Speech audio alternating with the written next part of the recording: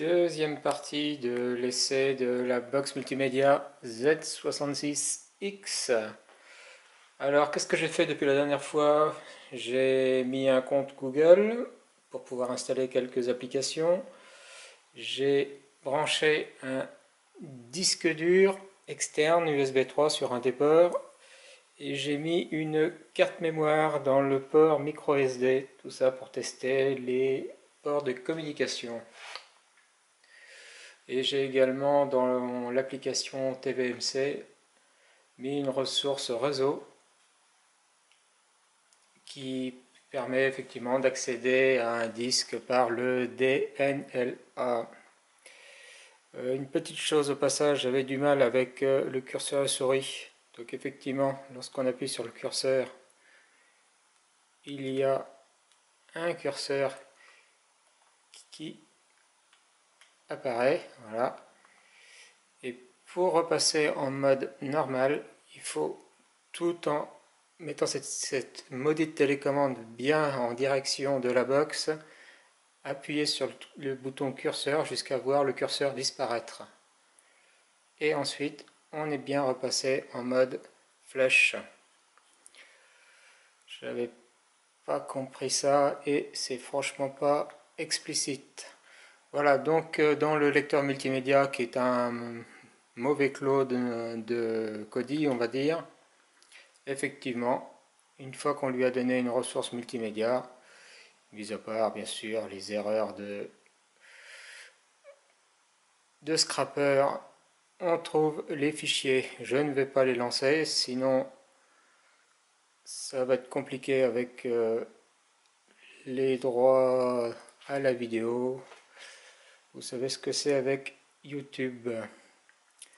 Je vous montrerai tout à l'heure une vidéo libre de droit qui ne me demandera pas d'ajouter des spots publicitaires sur ma vidéo. Je reviens avec la touche Home sur l'écran principal.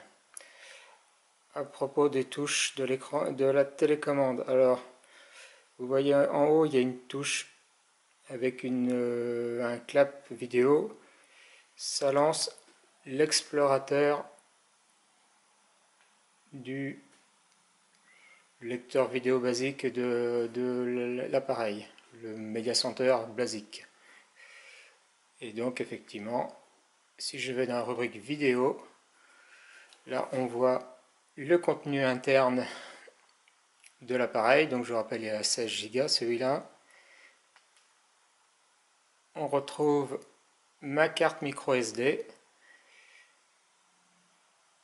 Et là vous avez des vidéos. Donc ici c'est une vidéo en 1080p. Et qu'est-ce qui fait qu'on la lance? Eh ben, il n'y a pas de problème. Visiblement, le DSP Mali, puisqu'il s'appelle comme ça, qui est dans l'appareil, permet d'ouvrir ce type de fichier vidéo sans saccade.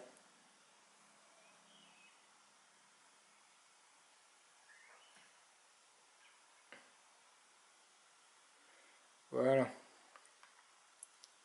Je fais retour.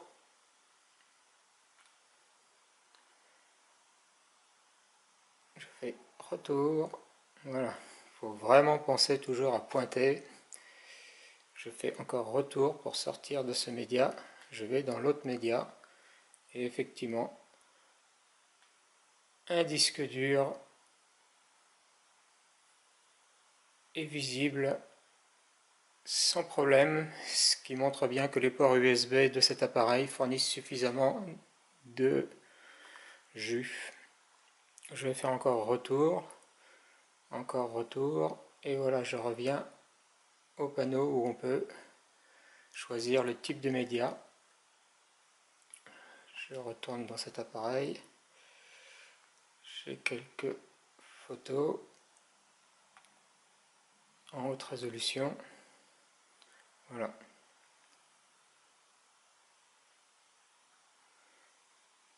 Alors pour aller d'une photo à une autre, les touches fonctionnent. Voilà. Maintenant, qu'est-ce qui se passe si j'appuie sur la touche verte de la télécommande, celui où il y a TV?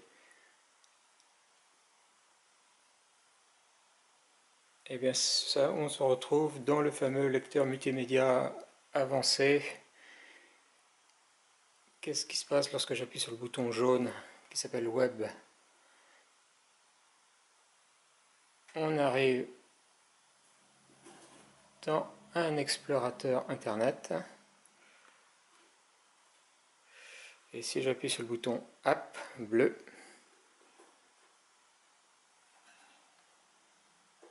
allez,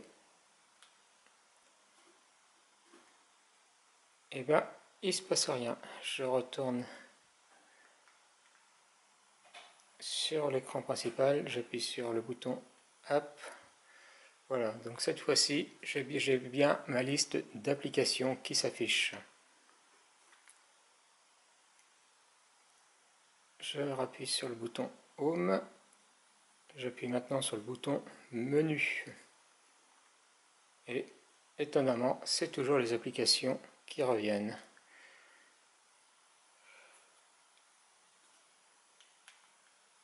Donc on avait fait le tour de ces choses-là.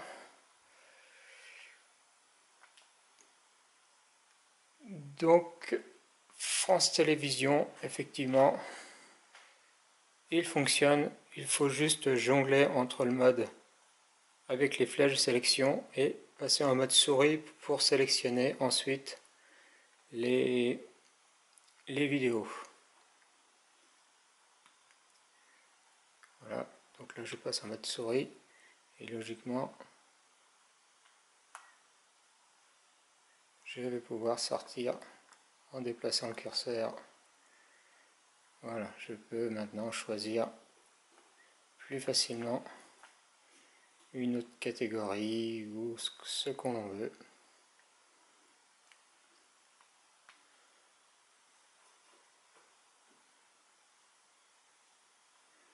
Et puis je reviens en mode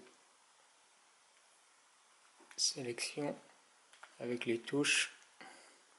On voit que l'on peut bouger, mais bouger en haut et bas, mais à droite et gauche, difficile de faire bouger quoi que ce soit. Donc là maintenant je repasse en mode curseur. Et là je peux sélectionner une émission.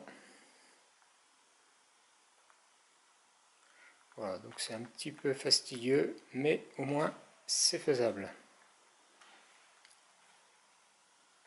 Bon, bien sûr, la publicité, on n'y coupe pas, donc. Et il faut également voir que par défaut c'est fenêtré. Il faut faire un clic sur la vidéo et cliquer ici pour passer en mode plein écran. Je fais maintenant un retour Home. Je retourne sur les applications. Raté. Je retourne sur Home.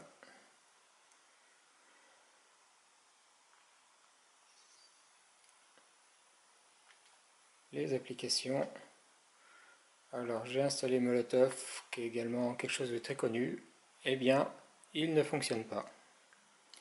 Apparemment, le créateur de cette box n'a pas mis ce qu'on appelle les DRM, donc les systèmes d'encodage de sécurité. Et du coup, lorsqu'on essaye de lancer quelque chose, par exemple ça, hop, donc comme vous voyez, il faut également passer en mode souris. This device does not support DRM machin chose. Donc c'est foutu pour ça. Voilà, voilà. Bon, bah, qu'est-ce que je voulais vous montrer d'autre? Eh ben, je crois qu'on a fait le tour. Le port USB fonctionne, que ce soit pour une clé USB, un clavier ou une souris externe, Le port micro SD fonctionne même avec des cartes de grande capacité. La sortie HDMI est correcte. Molotov et pratiquement tous les jeux ne fonctionneront pas parce que la télécommande fournie n'est pas adaptée à ça. Il ne sera pas possible non plus de jouer avec un joystick Bluetooth puisque c'est un appareil qui n'a pas le Bluetooth. Donc voilà, c'est un appareil pas cher, pour petit budget, 25 €. Mais franchement, si vous avez un petit peu plus de budget, achetez ça. C'est-à-dire la Mi Box 4K de chez Xiaomi. Vous verrez, ça n'a rien à voir. C'est plus cher, mais bien plus performant. Allez, ciao!